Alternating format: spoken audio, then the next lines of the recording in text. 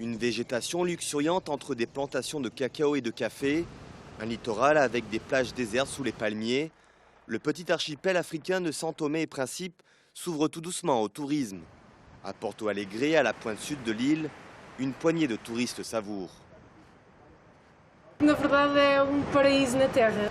Tem muito poucos turistas. La vérité, c'est que c'est un paradis sur Terre. Il y a peu de touristes, ce qui joue aussi en la faveur de l'île. Les gens sont très sympathiques. Malgré la pauvreté que l'on voit, c'est un pays très sûr. La plage, la mer, le farniente. Dans ce pays de 200 000 habitants, la route du tourisme passe aussi par les roças, ces anciennes plantations coloniales qui gardent la mémoire de l'île.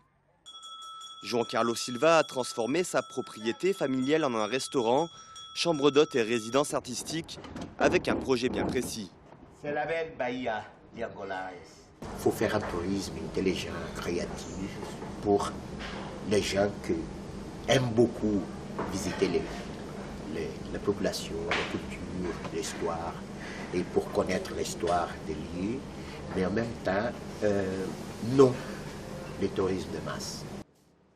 Prêchant par l'exemple, le chef cuisine des produits locaux comme le fameux cacao dont São Tomé a été le premier producteur mondial il y a 100 ans.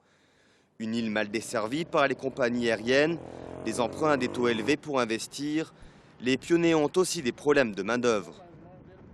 On a vraiment la difficulté de trouver des gens de très bon niveau dans le domaine du tourisme.